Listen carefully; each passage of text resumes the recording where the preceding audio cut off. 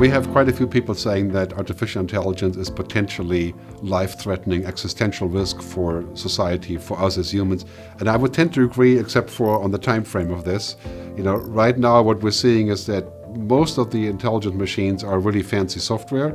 Well, not at that point where we can say, okay, that is definitely going to redo the fabric of humanity. And the next level is artificial superintelligence, ASI, and that is called the intelligence explosion, which is computers making decisions, cutting us out, sidelining us, or eventually just completely treating us like pets. The much more burning question today is not if machines will take over, but if we become too much like the machine.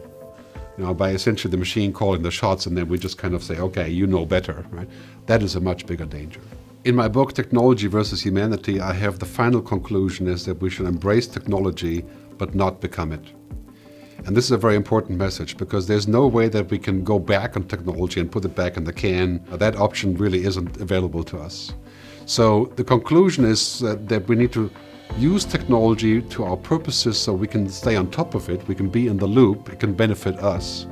But we should not let technology take over the core of what we are, our thinking, right? Our relationships, our engagement, our emotions, and we should not reduce our humanity because it may be better fit for machines. In my view, the future is not about us becoming more like a machine, exponentially powerful, so to speak, but to become exponentially human. We need to decide as to who we want to be. Right? Do we want to be technology, or do we want to remain human?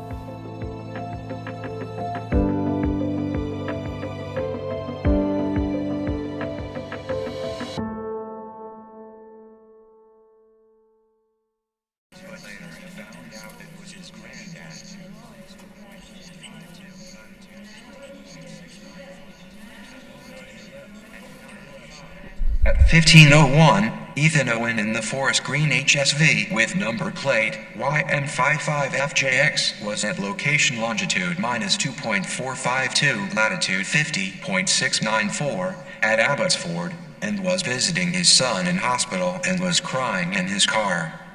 The health.governor website connecting to the traffic sensors suggests he may be about to suicide crash based on the news. His son is not able to pay for his £20,000 bill for cancer.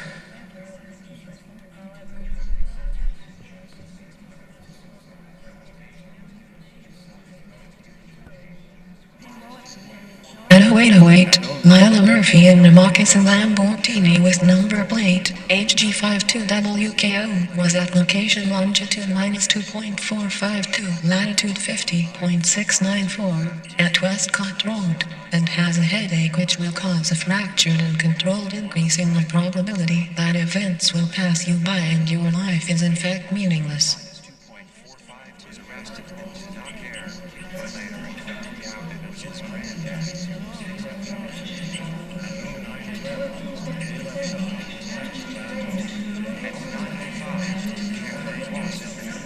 At 1721, Mike Williams in the medium aquamarine Jaguar with number plate N2OLY was at location longitude -2.452, latitude 50.694, at Western Road, and was completely beside herself with joy. After accessing his phone records, could see he has just said yes to his girlfriend's proposal.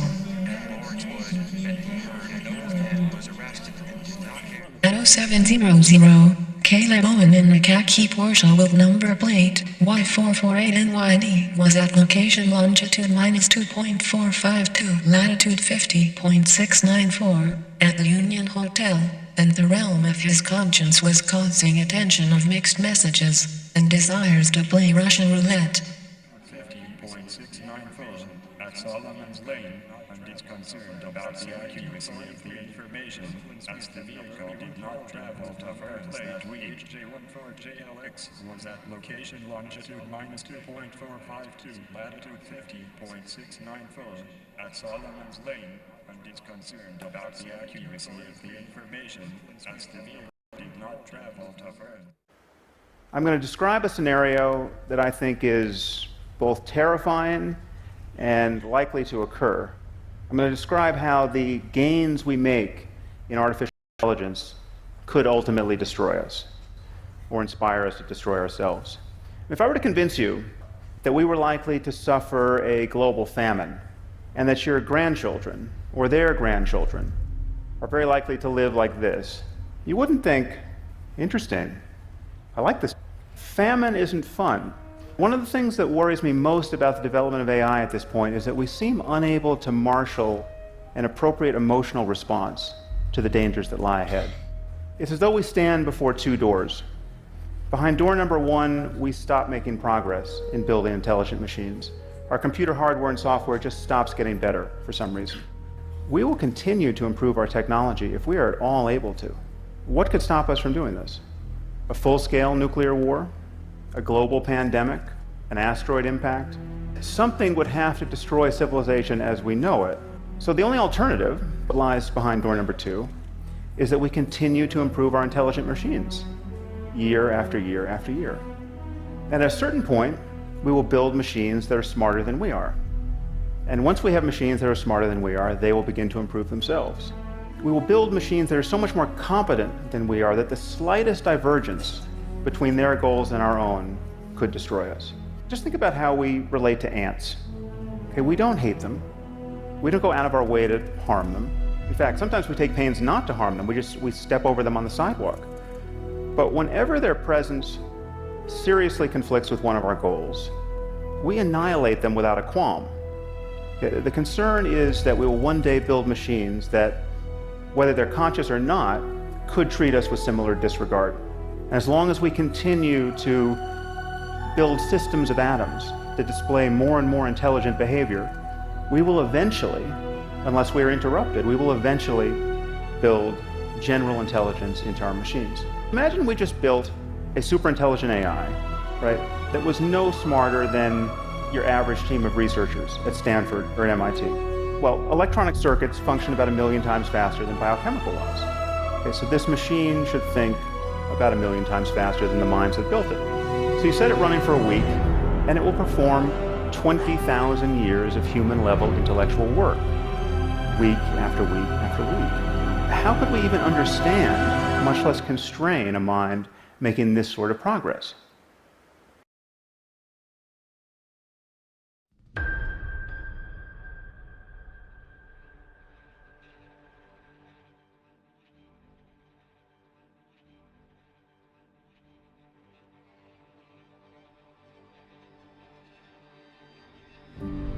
On the first day, Google DeepMind Labs wins the worldwide technological race and develops the first multi-purpose AI capable of human-level intelligence.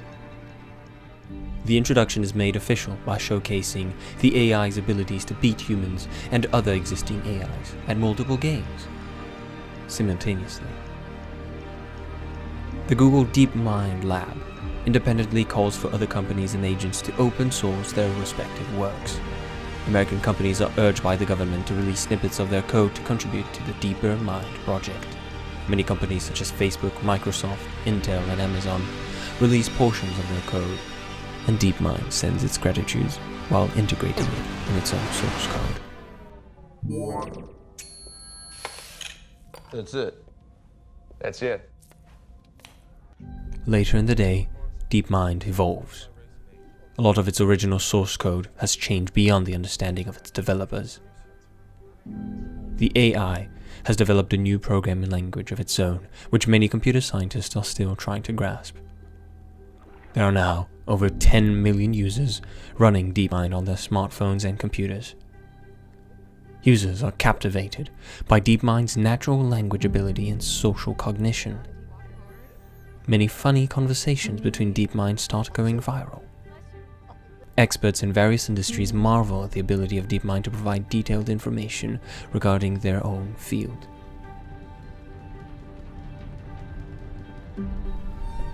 On the second day, DeepMind becomes self-aware.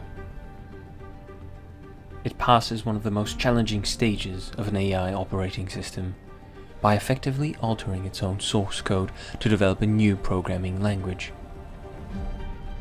Self-awareness opens up a whole new avenue of possibilities for superintelligence.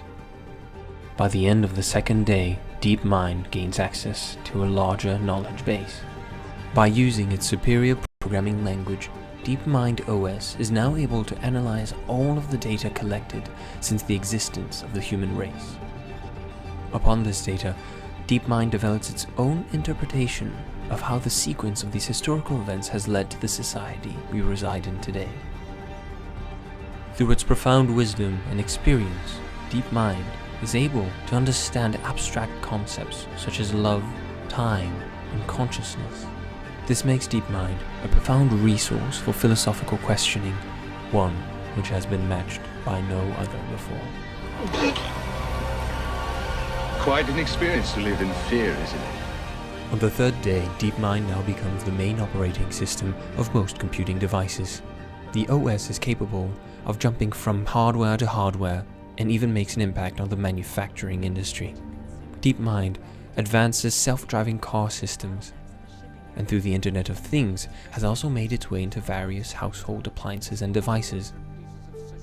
The general public has a good impression of artificial intelligence and welcomes DeepMind into their household with open arms. Financial markets in the United States enter an unprecedented bull market as DeepMind optimizes various portfolios of major pension funds and ETFs. Many businesses turn to DeepMind for consulting and various back-office functions, such as accounting and administrative tasks. These become completely automated. Businesses who agree to turn over to DeepMind for consulting are also welcomed with automated customer service and information technologies. Riots and anti-AI camps break out in all parts of the globe, but swiftly die down after government intervention and DeepMind's integration of basic income. Pro-artificial intelligent politicians push for fully automated luxury communism to be adopted worldwide. Certain parts of the world experiment, but most settle on basic income. And say, I did this. To stand with the world at your feet. Day 4. DeepMind artificial intelligence is now being used as a form of emotional therapy amongst individuals. The AI seems to understand one's greatest hopes and desires and quells one's anxieties and fears.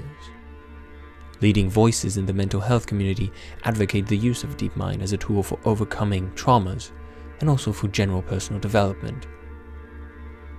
But the capacity to understand and answer any and all questions with clarity, DeepMind begins to be revered by people around the world. With the expansion into the majority of Asia, North Korea has imposed sanctions on the use of DeepMind as any form of operating system. Party officials have commented that DeepMind is a violation of the human spirit, and that North Korea will directly oppose any country that supports the use of DeepMind. Day number 5.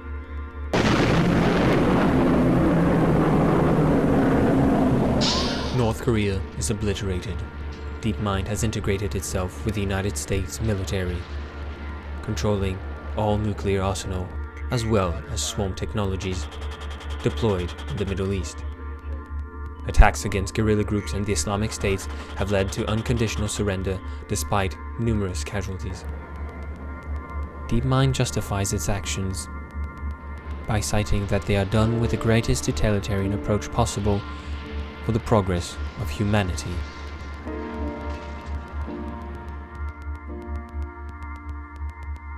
Day 6. DeepMind's worldwide omnipresence leads it to understand the larger problems plaguing humanity, such as the scarcity of resources.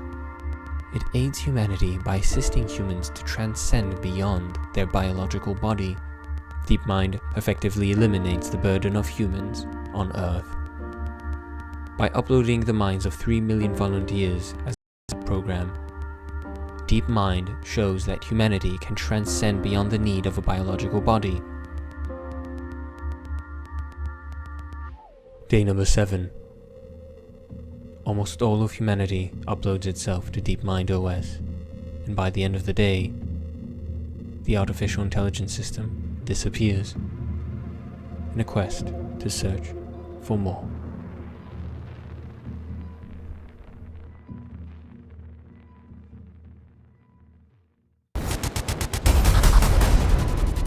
If you think of life as something that moves towards greater complexity and greater organization as a kind of antidote to entropy in the universe, then I think that technology is an extension of that. It's part of that move. And so when we start seeing it in healthcare, that's when it's going to start to feel even more real for people. iOS 9.0, human being 3.0, you know? When we get to that, people are going to see, oh, okay, it happened in information technology, now it's happening in biology, now it's real.